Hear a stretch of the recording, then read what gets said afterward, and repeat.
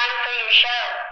Beginning on ODO podcast in 5, 4, 3, 2, 1.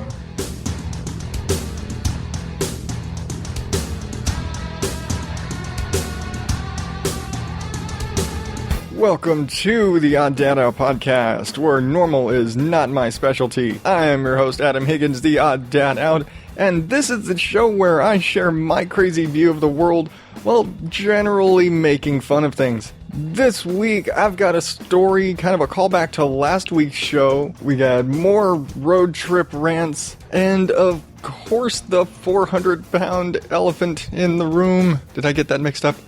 We've got some Pokemon Go stories, and in BS from the news, I've got a story that's probably the only thing stopping Poke World domination, and just how bad one little typo can be. But first, I don't know if this is, ironic, or, meta, or just a coincidence. I don't know, I'm not hip with the lingo like you kids. But I was actually listening to my buddy Mark from What's Happening with the NewMan. And funny show, guy's crazy, he's Australian, so it's a little difficult to listen to his accent sometimes, but he's still hilarious. Well, I was on a road trip this week for work. I was actually listening to his most recent episode, where he not only gives a shout out to this show, but he actually basically references that he is on the road on his own road trip with his family at the same time. So he's on the road with his family, listening to my show where I talk about being on the road with my family and my car breaking down while his car kept breaking down. So I don't know if this is a meta thing. I don't understand what the meta, whatever. I think it's self-referential, whatever. Or maybe that episode was just jinxed or something. Because it seemed like every time we looked up, every time my wife and I were checking Facebook and all the other funny parents and blogs and other podcasts we listened to with parents involved, it seemed like everybody was going on road trips, everybody was having a fucked up time, and almost everybody had car trouble. So this is the summer of funny car stories, I guess. But, on a positive note, we survived our trip. Everybody else survived, and Mark survived, long enough to come back and do a show telling everybody else how funny my show is. So, hey, props to Mark. But speaking of my road trip for work, my job, which I don't explicitly state, I work overnights generally, but we restarted doing, kind of these overnight trips because we operate out of Phoenix, but we have contracts and we have jobs all over the state, and we even have some jobs that extend over into California, which fucking suck. But we restarted doing these overnight trips where basically we would leave on Saturday morning, go do a bunch of jobs in parts scattered about the state on Saturday, stay in a hotel, and then come back doing more jobs on Sunday. Or if we're feeling really lazy, we'll do all the fucking work in one day, sleep, and just drive home. Sometimes you can do that. But anyway, we just started doing those again. And it's a great thing to do from a employee perspective, I guess, because obviously when you're on the road, they have to pay you. You punch in when you get to the office, and basically you get in that van, you're on the clock. So you're getting paid for all the time you're driving. Obviously, this is something that we couldn't just I'm going to drive up and drive back and it'll be a day and whatever. It's I get a lot of those jobs got to go to Tucson for the day. Tucson's 2 hours away. That's not a big deal. But this last weekend, I had to go to Kingman, Arizona, which is almost 4 hours away, which is it's next door to the Grand Canyon, damn near. It's a few hours away because Grand Canyon's fucking far, which we've talked about. But, no, I had to go up to Kingman, but I had to go up to Kingman the long way because, like I said, it's doing a bunch of jobs along the way and then coming back down. So, it's a lot of driving. It was 4.5 hours one way. This is dumb. But it's great because I'm getting paid to drive most of this way. When we get those long trips like that, it's you're getting paid probably more for driving than you are for the actual work. But you're fucking driving, and that's the worst part of it. Like, I just came off of 2 road trips where I spent days upon days upon days driving, and then I have to get back in my work van and go and drive for 2 days. So, needless to say, I've got the mother of all trucker tans right now. But, yeah, that's not actually the issue. What's funny, like I said, is, like, we'll go up, we'll stay in a hotel, except this time, we were staying in Lake Havasu. And if you know anything about Lake Havasu, you know this is basically just a big party lake area. It's just like every other, like, big party lake touristy place where people will go and just get drunk as shit and party all night and then go back to the hotel, and we're going to sit there at the pool and drink and come down or whatever, but everyone's sitting there loud and rowdy and being like, oh my God, fucking shut up, until whatever point they close the pool at the hotel and they kick everybody out, basically. So we're there on work, and by this point, it's like 10 o'clock at night. We've been on the road since 11 o'clock in the morning, and we're like, no, I just want to fucking eat and go to bed. Oh, these fucking rowdy sons of bitches, shut the fuck up. But yeah, that's the life. It's the summer in Arizona, and we're in a town with a huge ass lake, which is incidentally the border between Arizona and California. So not only, Arizona, California, and Nevada, a nice little cluster right there. So you've got casinos on one side in one area, and like right up the street, there's casinos, and then there's fucking crazy California shit and people parking, and there must have been 10 fucking boats in this parking lot, and when you're trying to park a commercial cargo van, there's not a lot of room. Stupid people. But, yeah, stupid drunk people get up in the morning, they fried all their brain cells on Saturday at the lake, and drunk their way around the bar at the hotel, because it was actually a nice hotel that had like a bar and a lounge and all this nice stuff. It was kind of cool. But get up in the morning, and obviously these people have not recovered any of the brain cells they fried the day before in time to get up for breakfast. And I'm used to, it's established.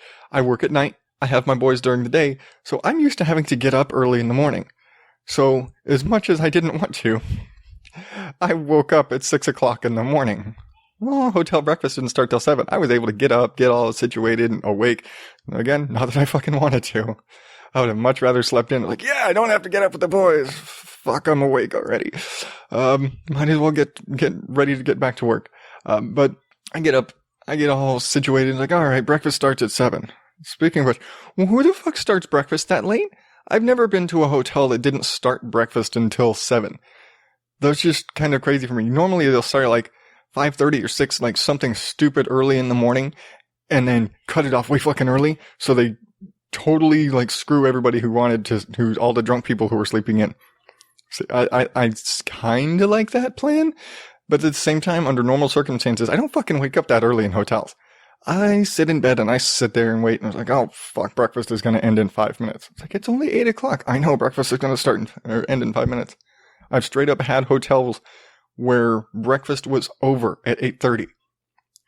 Now that's just stupid, and I will admit, but it totally seems like we're trying to keep the crazy people that are drunk or whatever. I don't know.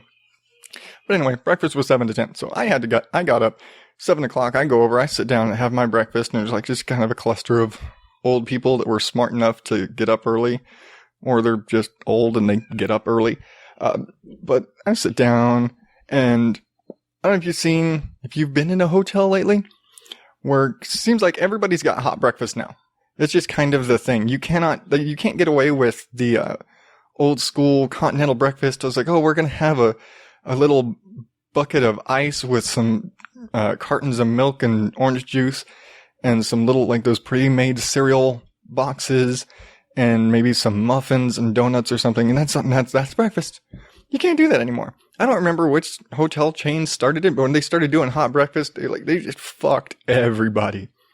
It just became the norm. It's like everybody's got to have hot breakfast. If you don't have hot breakfast, you don't have the business. And I totally will admit to, we don't stay in any hotel where you don't have breakfast. I'm talking to you, Hiltons. You ever stay in a Hilton? They don't have free breakfast. You've got to go down to their fucking restaurant. And their fucking restaurant, breakfast is fucking expensive. Like, I realize it's a Hilton, but you know what? Paris doesn't need any more goddamn money. The end. Okay. Next thing you know, I'm going to be getting cease and desist shit from Hilton, I'd swear. But whatever. Maybe give free breakfast. Your hotel's cost enough. You can give a free fucking breakfast. Anyway. But I get down and I'm having breakfast down in the little hotel restaurant down there. And they've got the like nice little buffet thing, you know, the scrambled eggs and sausage and juice and cereals and all that crazy shit and the coffee and what, you know, they had the normal, you know, hot breakfast spread, you know. And what has become the standard in all of these hot breakfast spreads, those little do-it-yourself waffle irons. You know, where like you sit there and you just pour your waffle batter in there and it makes your waffle. Cool. Used them. They're pretty awesome because you get nice big ass fucking waffles and it works out. So I'm sitting there and I'm just, you know, I'm obviously, if I do this, I'm a people watcher. I was like, I'm sitting there and my other tech, he's still up in the hotel room. He's doing his thing. I don't know. So I'm just sitting there drinking my coffee, eating my eggs and my waffles. And then looks like the entire rest of the hotel wakes up and there's like 20 people walk in all at once. I'm like, oh fuck. I'm glad I'm almost done eating. But then I look and I see this crowd building around the waffle iron and I just start hearing this beeping noise going off. And you just realize, I was like, oh, these fucking people don't know how to use a goddamn waffle iron. And then I see the little old lady buffet attendant come out from around the corner because I can tell she's getting annoyed as fuck with the sound of this alarm going off. And she stands there and explains, like, oh, you have to turn it over. Like, okay. And they stand there, they try and turn it the wrong fucking way. And then she comes back and it's like, oh no. And she's just flat out just starts fucking turning because they've got a couple of them. It's a big area. They've got a couple of them. She's sitting there literally flipping everyone's fucking waffles in their little waffle iron machine. I've used these things a few times. We've stayed in a few hotels. They've been around for a few years. I mean, yeah, they're new to the hotel landscape with the whole hot breakfast thing and all. But I mean, I've used these a few times. First time I used one, didn't know how to use it. Do you know how I figured it out? The instructions are written on the fucking machine. Big, bright, colorful fucking instructions right on the machine. Just pour in the batter, close the lid, flip the machine. There's two big handles. Flip the machine. Oh yeah, and the instructions are written on the big thing where you get the waffle batter. Fill the thing, close it, flip the machine. It's on the fucking batter too. Like, oh, and if that wasn't enough, when you close the lid, there's a little fucking arrow that keeps telling you to flip the goddamn thing over. The instructions for how to do this. And then it's got a big fucking alarm that's just sitting there screaming at you, pissing off the little old lady around the corner, and they don't get it. They'll sit there closing. Somebody actually sat there and burned their fucking waffle because they didn't turn over the fucking thing and let it sit that long. Like, are you fucking kidding me? You let it sit there screaming at you and beeping and shit without thinking, oh, maybe I need to turn the thing. What? No. You're fucking dumb. I watched this lady stand there explaining how to use the stupid iron to the same group of people for like 10 minutes. Just keep having, like, look, people, it's like, starting to get her up on stage with a microphone. It's like, look, motherfuckers. I'm sitting here holding a fake microphone while I'm talking into a real one. Good job. Listen, motherfuckers. Flip the goddamn waffle iron over the first time. Because that's what old ladies sound like. She was basically like the most idiotic way of having these, like, literally just sitting showing them. I'm like, oh god, you guys are fucking dumb. The instructions are right there. You do not have to be getting lectured by an old lady on how to make a fucking waffle. And the fact that she just repeatedly kept having to tell the same group of people how to do it. And every time the next person goes up to the line and they close the lid and beep, beep, beep, beep, beep, beep. I was like, oh my god, and here she comes again. It's like, you have to turn it over and then wait. And then you open it up after it goes up, after it beeps again. I was like, it's literally idiot-proof. The instructions are in front of you in so many different ways, and yet I hate stupid people. Did I mention I hate stupid people? Yeah. the more I think about it, the more frustrated I get with stupidity. I hate stupidity, really. For me, just watching people sit there and be dumb enough to not know how to use a waffle iron that has the instructions fucking branded on the fucking thing, and in so many different places. Like, they do everything other than branded inside of your eyelids. It's like, come on. Yeah, it's that easy. Okay. But enough about stupid people who don't know how to make fucking waffles. Because it's everywhere, you kind of have to mention the 400-pound gorilla mon that's wreaking havoc on everybody's data plans. Of course, it's Pokemon Go! Yay! Oh, and in the vein of Angry Birds and Candy Crush and fucking what other stupid apps have come out? Holy shit.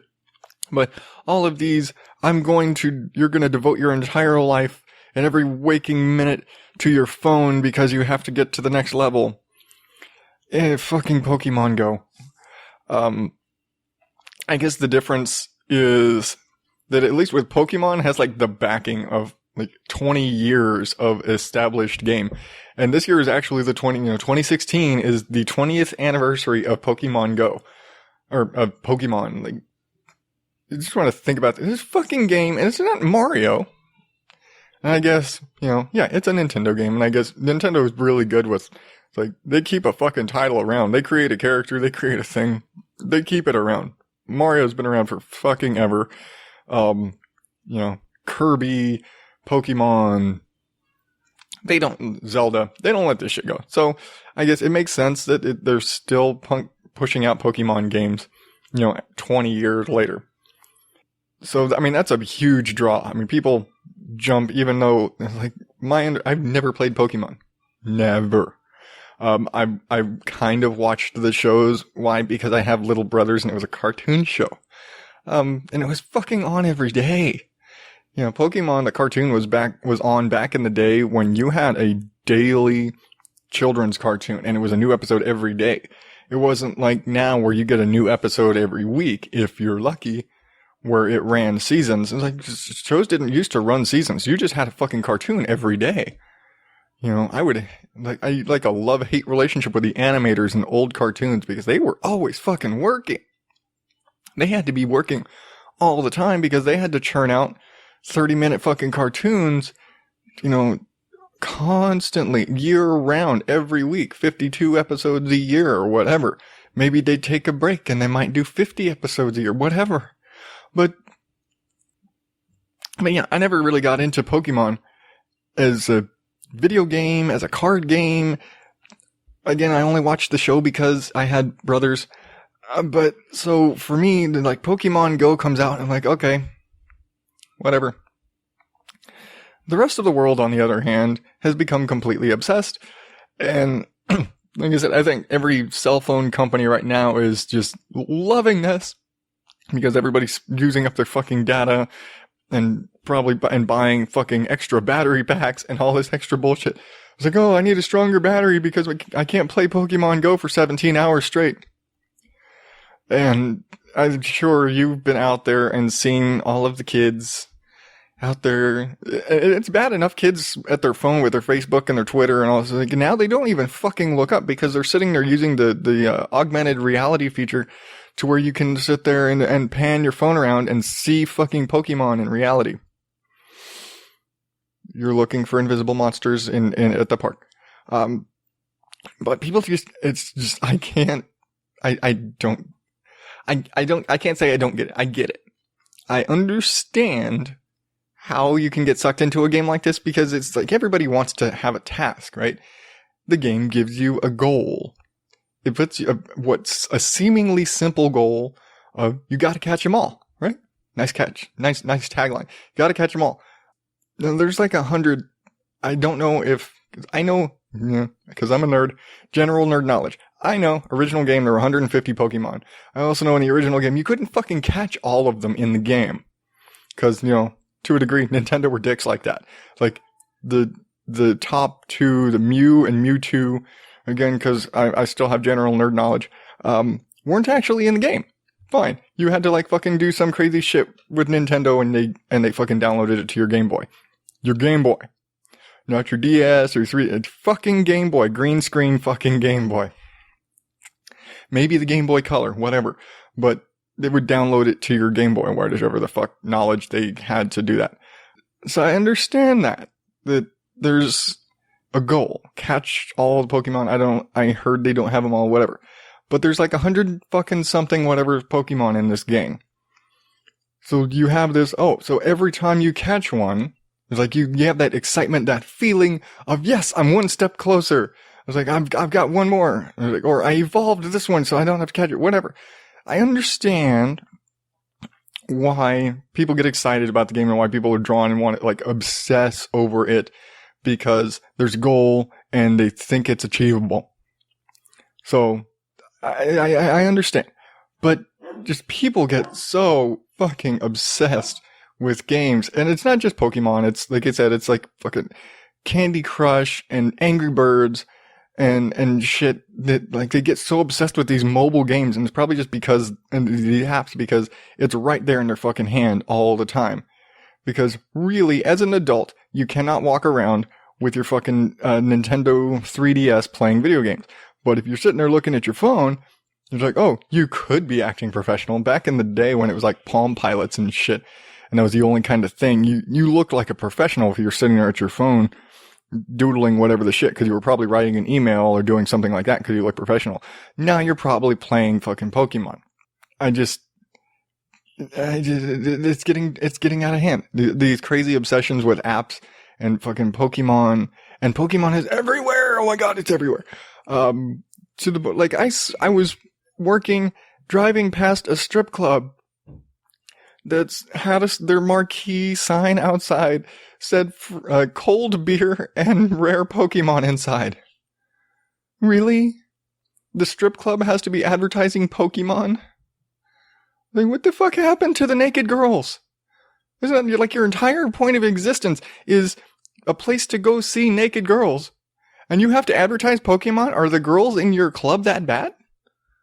It's like, hey, there's a Charizard in here. Come check it out. And really, do you want to attract the Pokemon crowd to your strip club? Because they're not going to be looking at the fucking girls. If some jackass is in there looking for fucking Pokemon, he's not looking at the girls. Therefore, he's not tipping the girls. Therefore, the girls are getting pissed off and their self-esteem is crumbling because even the guys that are in there aren't watching the naked girls. So what the fuck? At the same time, I'll say there's a silver lining to the Poke craze domination shit. So nobody's like, because now every fucking meme and everything you see on the internet and Facebook and all this shit is all fucking Pokemon shit. It's all, look at all the crazy places where we're finding Pokemon. Like there's a Pokemon gym out in the middle of the fucking ocean and there are actually people taking boat trips out to catch Pokemon or visit this fucking Pokemon gym or whatever shit, and literally just smack dab in the middle of the fucking ocean. And churches and post offices and bullshit like this. And all these places that people are going and like, oh, look at this thing. It's like, and look at this place and look where I just caught a Pokemon. And like pictures of guys in strip clubs catching Pokemon inside the strip club. And like, oh, look, it's a picture of a fucking Pikachu on the stripper's ass. Whatever. All the fucking memes associated with Pokemon now taking over the internet. But you're not seeing minions anymore. Because, oh my god, I got so fucking tired of fucking minions. Oh my god, minions are so annoying. They're annoying in a general sense. And then suddenly every stupid meme on the internet was minions. And it wasn't even like a relevant thing. It was just, here's a picture of a minion and we're gonna say something. You don't need the fucking minion. So, stop. I need a minion filter on my fucking web browsers, on my everything. But fortunately, I don't need that anymore because they're not there anymore. It's all Pokemon, and as much as the Pokemon are annoying, at least they're not minions. But at the same time, I mean, I don't know, is it a lesser of two evils? I guess minions are more annoying. That's all I can say. people are more obsessed with Pokemon, but minions are more fucking annoying. So, and then it's like lesser by 0.5%, I guess. But enough about Pokemon. Let's get on to the bullshit from the news. Bullshit from the news. Okay, so I lied. We're not done with Pokemon. Because story number 1 in news this week, coming from what has to be the funniest subreddit, the R Not the Onion, on Reddit. Apparently, according to Muslim officials in Egypt, Pokemon Go is a sin. Yeah, totally. According to the Sunni Muslim officials in Egypt, the obsessive nature of Pokemon Go leads people to neglect their jobs and their lives, much like drugs and alcohol. And alcohol is already prohibited by Islam. So, on those grounds, Pokemon Go is a sin. Imagine, like, Nintendo is kind of scratching their heads right now. It's like, oh shit. It's like, we don't get to have any Sunni Muslim players. You know, they fucking care. The entire rest of the world is playing, so does it really matter? I think, it's another case of, crazy religious high up person sitting there saying this is a sin, that's a sin, this is a sin. But it's still fucking funny. Like, you're declaring Pokemon a sin because it's addictive. They're saying about Pokemon, I never heard this about, like I said, I never heard this about Angry Birds or Flappy Bird. And that fucking Flappy Bird, come on. I mean, that game was so addictive, the guy who created it pulled it from the fucking market. He's like, no, people are doing stupid, no, we gotta take this game down. So, yeah, apparently Pokemon is a sin because people are dumb. Because people give up their lives and their families and their jobs to obsess over Pokemon. So, yeah, I could kind of see it as an overindulgence of whatever, everything in moderation. So, don't play Pokemon Go to the point that you're a sinner if you're Islamic, if you're a Muslim. That's just, yeah. But this time I swear I'm done with the Pokemon. Story number 2 this week. And this is great. This is so great. Apparently, the help number, like customer service number, on some EBT cards in Maine actually directs you to a phone sex hotline. Woo! Looks like some of the EBT cards, I guess this is like the SNAP benefits, food stamp cards, whatever they call it in your area, or whatever they call it in Maine, I guess specifically. There's a typo in like the number, so you like dial like, oh, what's my balance? And you call the number, what's my balance? Apparently there's a typo, and the number printed on the back of the card goes to a phone sex hotline. Apparently, according to the state, the number is off by 1 digit. 1 digit. This is going to be like the worst, most hilarious typo ever in the history of professional, like, official documentation. It's not like, oh, you got a sign that's just kind of hilarious later on. This is a fucking EBT card. It's like your food stamp card calls the phone sex hotline. Now, makes you wonder, some of the people calling, how long were they on that phone before they decided that it was they misdialed? Do they accept that EBT card for their bill? Somebody's gonna say, no, come on, people aren't like that. People are like that. Just people are, come on, it's phone sex hotline.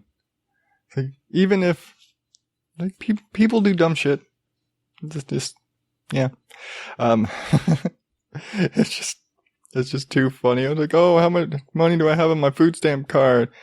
Like, welcome to Jasmine Summer. I don't know. I've never called phone sex line. Never been in a strip club. Yeah, I know. I'm apparently really fucking boring like that.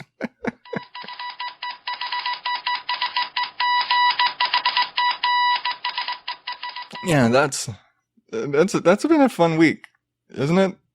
Between crazy, like, self-referential other podcasts and stupid people and fucking Pokemon taking over the world. I'm hoping it dies down a little bit, because holy fuck, it's getting out of control, and it's only been a couple of weeks.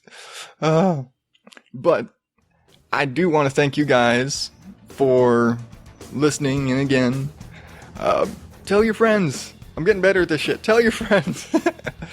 Tell your friends and your family and the guy on the bus next to you to subscribe and listen and rate and all this. Let your friends know. If you like the show, leave a review on iTunes. The more reviews you leave, I might get a ranking. Hell. And maybe more people will start listening. And if you want to drop me a line or send me a message or just tell me I suck, you can hit me up on Facebook or Twitter at OddDadOut. And all the show notes and the links to these stories and to my buddy Mark's show, What's Happening with the NewMan, all there at odddadout.blogspot.com. And if you really like the show, you can donate on Patreon. And suddenly I won't have to be paying for all of this shit out of my own pocket. You can help me. That's right. So you can check me out. And the links to that are on the webpage. Or patreon.com/odddadout if you just want to type it in yourself. And damn, I'm getting long-winded this week, but I didn't have this one written out. So anyway, as always, I'm Adam Higgins, the Odd Dad Out. Thank you, and good night.